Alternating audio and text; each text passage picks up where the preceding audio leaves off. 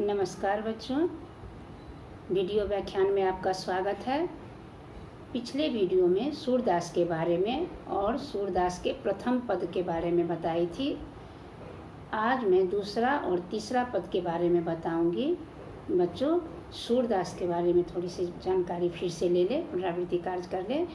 सूरदास जी हिंदी के वैष्णव कवियों में सर्वश्रेष्ठ कृष्ण भक्ति के शिरोमणि माने जाते हैं। उनका जन्म आगरा के समीप सीही में हुआ था। सूरदास जी वात्सल्य रस के सम्राट कहे जाते हैं। उनकी भाषा ब्रज भाषा है और वे कृष्ण भक्ति के शिरोमणि माने जाते हैं।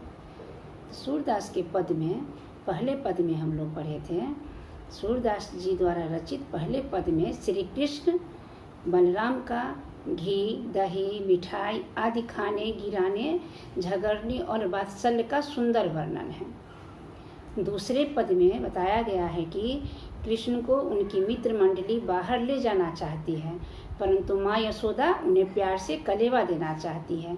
वे कान्हा को बाहर जाने से मना करती है, पर कान्हा तो कान्हा है, वे भला रुकेंगे कैसे।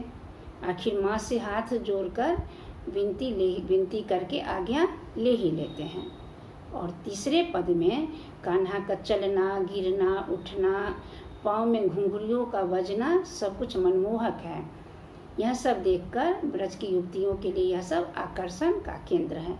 तो चले पद को जाने। पद क्या है, मैं पद को पाठ करके बताती हूँ।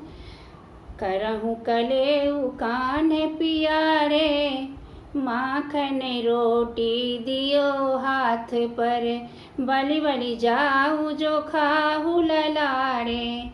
टेरत ग्वाल द्वार है ठाड़े, आए तब के होत सवारे। खेलहूँ जाई घोष के भीतर, दूर कहूँ जनि जइयहु बारे। टेरी उठे बलराम श्याम कहूँ, आवहु जाहि धेनु बन चारे। सूर श्याम कर जोड़ी मातु सो, गाय चरावन कहत हरे। ये पद है। सबसे पहले मैं शब्दार्थ बता देती हूँ, कठिन शब्दों का अर्थ। कलेव अर्थात कलेवा, खाना। जाऊं, जाना। ठाढ़े, खड़े हैं। घोष, गांव के भीतर।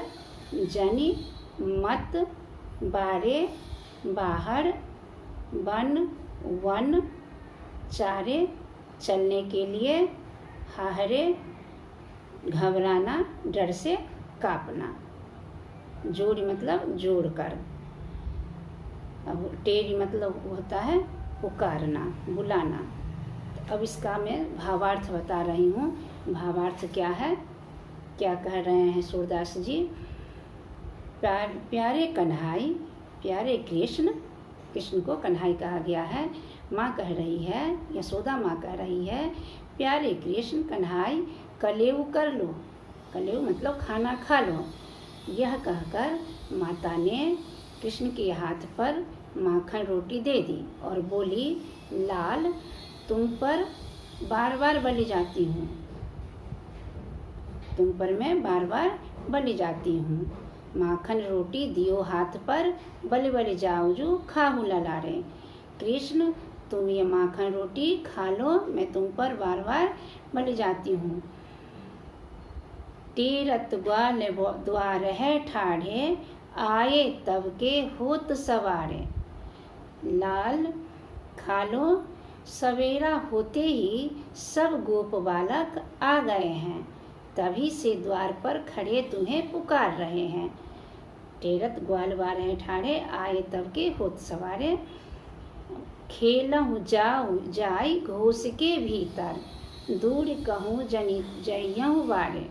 माँ कह रही है, यशोदा माँ कह रही है, जो खड़े हैं, जाओ गांव के भीतर खेलो, अभी तुम बच्चे हो, कहीं दूर मत जाना। घोष मतलब गांव। यशोदा कह रही है, जो तुम गांव के भीतर ही खेलो, दूर मत जाना, बाहर मत जाना। टेर उठे बलराम श्याम को, आवहु जाहि धेनुगन चारे। तभी क्या होता है, इतने में बलराम जी श्याम को, कृष्ण को पुकार उठे, आओ वन में गाय चराने चलो। सूर श्याम कर जोड़ी मातु सो, गाय चरावन कहत हरे।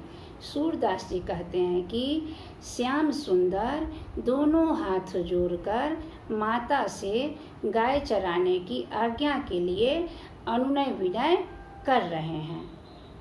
क्या ये पहला दूसरा पद था। अब मैं तीसरा पद बता रही हूँ। तीसरा पद क्या है? तीसरे पद में है कन्हा का चलना, गिरना, उठना, पाँव में घुंघरुओं का बजना, ये सब कुछ मनमोहक है, ये वर्णन किया गया है।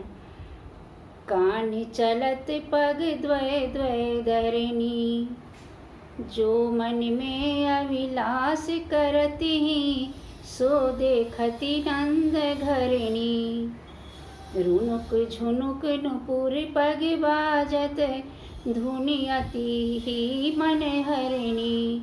बैठी जात पुनि उठत तुरतहि, सो छवि जाई नवरनी।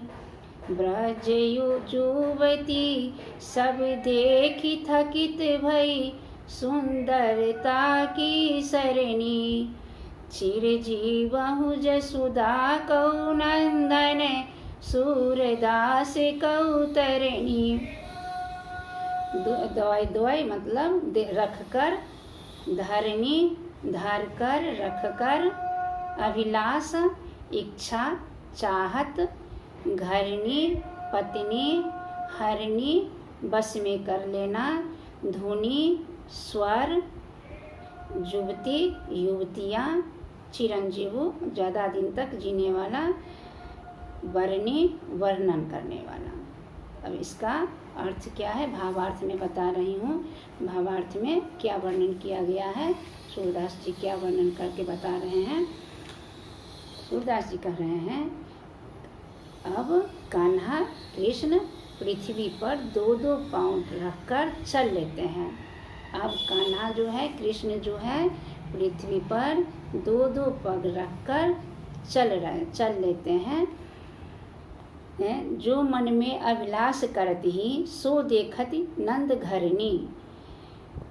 श्री नंद रानी अपने मन में जो अभिलाषा, जो इच्छा प्रकट की थी, जो अभिलाषा कर रही थी, उसे अब वह प्रत्यक्ष देख रही है, आंखों के सामने देख रही है। रुनुक झुनुक नुपुर पग बाजत, धुनि अति मन हरनी। मोहन अर्थात कृष्ण के चरणों में रुनझुन नुपुर बजते हैं, पायल बजते हैं, जिनकी ध्वनि मन को अतिशय हरण करने वाली है। उस पर उसकी आवाज़, उसकी छवि देखकर लोग मुग्ध हो जाते हैं। बैठ जात पुनि उठत तुरतहि, सो छवि जाय न वर्णी। अभी नया पाँव है, चलते हैं, उठते हैं, बैठते हैं, गिर जाते हैं, तुरंत उठते हैं और तुरंत गिर जाते हैं, बैठ जाते हैं। यह जो छवि है, यह जो सुंदरता का वर्णन है, यह जो शोभा है, उसका वर्णन अद्भुत है। यह दृश्य को देखकर ब्रज की सब युवतियाँ आनंदित हो उठी हैं। ब्रज युवती सब देखी थकित भई, सुंदरता की सरनी। यह जो दृश्य है, यह दृश्य को देखकर ब्रज की युवतियाँ आश्चर्यचकित होती हैं और आनंदित हो उठती हैं। सूरदास जी कहते हैं, चिरजीवहु जसुदा को नंदन, सूरदास को तरनी। सूरदास जी कहते हैं, संसार रूपी भवसागर की नौका को पार कराने वाला श्री यशोदानंदन को चिरंजीवी हो। सूरदास जी कहते हैं, संसार रूपी भवसागर की नौका से पार कराने वाले यशोदानंदन चिरंजीवी हो। धन्यवाद।